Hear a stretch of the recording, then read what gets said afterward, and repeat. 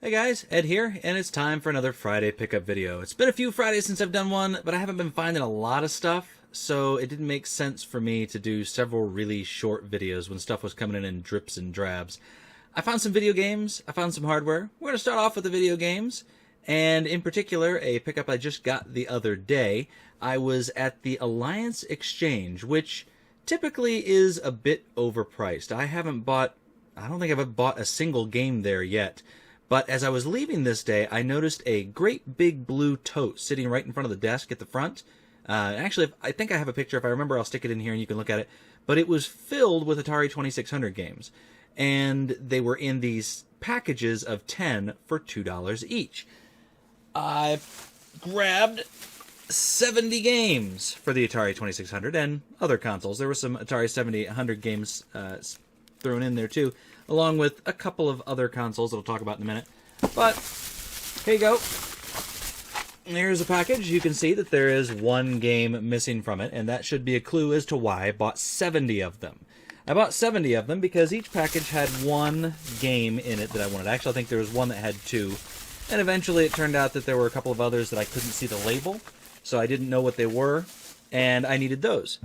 Now, these first three games that I didn't have in my collection are the Sears and Roebuck games. So they're probably known by another name on the Atari 2600, but I didn't have these titles on my list, so I went ahead and picked them up.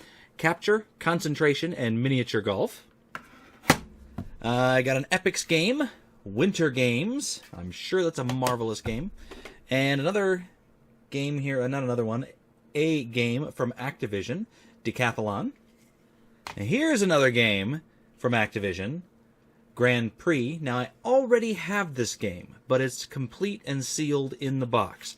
Now, I don't typically pick up cardboard box games, and I usually don't have any need whatsoever for sealed games, but Atari 2600 is different. They're so old that when I find them complete in the box, or even better yet, sealed for $1 or $2, I have to have it, and then I don't want to open it up, so I had to get a loose copy to play. And looks like it might actually be pretty good, for an Atari 2600 game if you like that kind of thing. Next, I got some Nintendo games, and these are typically not the type of Nintendo games I pick up. I usually only go for games that I either played and enjoyed as a kid, or they're types of games that I like side-scrollers or shoot-'em-ups. But these I picked up because I was picking something else up that I really wanted, and I had a 35% off coupon. Well, it's not really a coupon so much as a stamp card, and you get 35% off after 10 stamps, and it was going to be out of date soon, so I had to hurry up and use it. I got these games to sort of maximize my discount on that card, because I didn't think I was going to find anything else worthwhile before I ran out of time. Anyway, I picked up some baseball games, Bo Jackson Baseball, and RBI Baseball, because I needed some more Atari love in this pickup video. Then I picked up a game, Super Jeopardy, because I kind of like the Jeopardy games on consoles. This is probably going to be exactly like all the other Jeopardy games on the NES, except this one talks to you. It's Super Talking Jeopardy. And then finally, a game that I most likely would have picked up regardless, American Gladiators. Kind of surprised I didn't have this one. I loved the television show when I was younger, and the music is pretty good. So I went ahead and grabbed that. And there were a stack of about 15 or 20 NES games there, but they were all sports titles or really common games that I already had. They were $1.99 each with 35% off. I don't know, what is that, like $1.20 something, I think? Something like that. I actually forgot to show you some.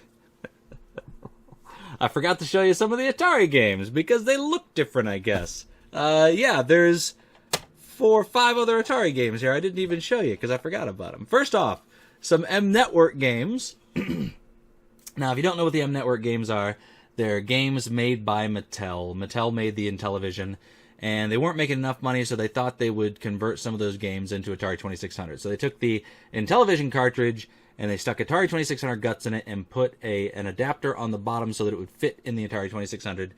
And the first one is Air Raiders. And then this one actually says M Network on it. The other one didn't. It's Kool-Aid Man. Now, Kool-Aid Man, from what I understand, was a mail-order game. You had to mail in to get it. And then they eventually ended up releasing them in the stores, I think, is what I've heard.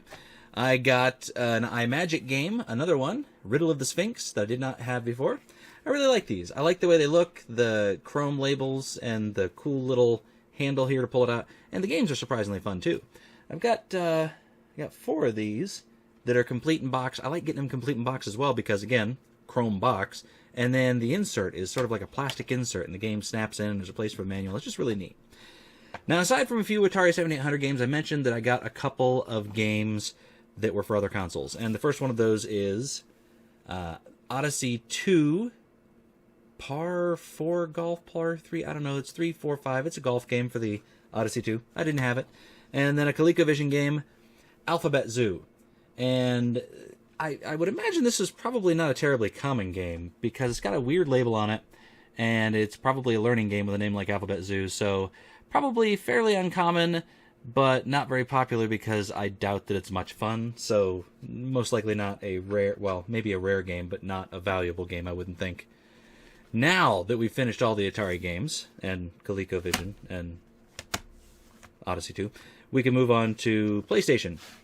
Now, these first couple of games, actually, I had 3 of them, but the other one's missing. I think the missing one is Wheel of Fortune.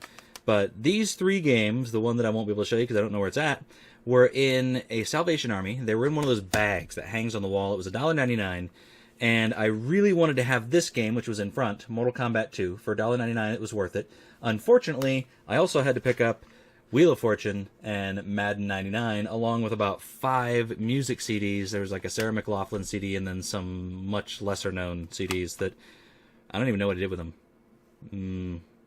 Probably sitting in my car still on the floor. That could be interesting. I didn't look to see what the others were. Then I was in the Goodwill in Worcester, Ohio. And I'm kind of surprised I found these games because as I was walking through the store, I get to the back and there is a guy with all sorts of Xbox, PS2, and GameCube games spread out all over a table, and he was looking up prices on his iPhone while he was talking to one of the employees there. And she said, I noticed you don't have any music CDs in there. Is that not good business anymore? He's like, nah, I mean, there's no money in music CDs anymore, so I've moved on to video games. And so he's buying the games and selling them, and that's all well and good. My problem is, don't be so obvious about it. Don't be so blatantly obvious that you're taking them and selling them for a profit. And if you're going to do that, know your product a little bit. Anyway, the point being that I'm kind of surprised I found these games since he was in there obviously trying to find valuable stuff to sell. And he didn't find King of Fighters 99 for the PlayStation. I don't know that this is a terribly valuable game, but I'm sure it was worth more than anything he had in his pile. And in addition to that, I also found Warcraft 2, Dark Saga. And you can see there, it was 49 cents. I think this one was 99 cents. I'm not sure why the difference in price, especially when I think this one's a little more valuable than King of Fighters 99. Could be wrong. So yeah, even though he was there trying to cherry pick everything, I still got those. Finally, with the video games, I got some Sega Genesis titles. Nothing great, but they were all under $5. I don't remember where I got them. I know they were all in exchanges, but they were all different exchanges, and I'm not sure which one was which. The first one is Pinocchio, which maybe not a super quality title, but one that I hadn't seen around before, and it doesn't look like it would be unfun. A game that I'm sure will be good because it's made by Konami. Tiny Toon Adventures, Buster's Hidden Treasure, and Fatal Fury. Finally, one that I have also never seen in a store before for any price, The Simpsons Bart's Nightmare. And again, these were all complete, all $5 or less, so I don't know. Alright, on to hardware. First thing I'll show you here. For $2 at a Goodwill, I picked up a Sega Genesis extension cord. Very exciting stuff. And then something that is actually kind of exciting, I got a complete in-box, and I'm pretty sure brand new, Nintendo 64 controller in blue. I don't remember what this was. Yeah, it was something. It was a few bucks. I think it was $3.99 or $4.99 maybe. I'll go on to this. I was in the Volunteers of America in Medina. I always say Medina. It's probably Brunswick. But I picked up this thing right here. This is an Xbox. It came complete with a controller, the DVD remote, and the DVD sensor, which is over here. They had it marked at $19.99, and then it was marked down to $15.99, and then I went in on the last Tuesday of the month when everything is 50% off, and I picked this up for $7.40.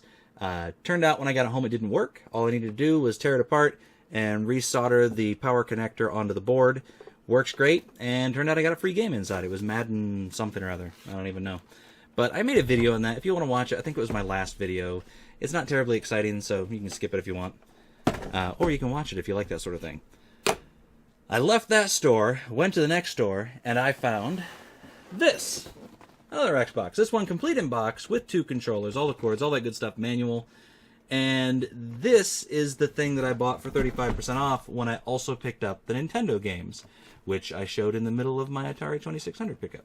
But yeah, this was $24.99, so 35% off made it like $18. Then the games I said were $2 each, and I got them for $1.20. So not too bad. And since the card was running out, like I said, I had to use it on something. I figured that was probably the best deal I was going to find in that short period of time. So thank you very much for watching. Hope I didn't bore you all to sleep, and I'll see you in a new video soon.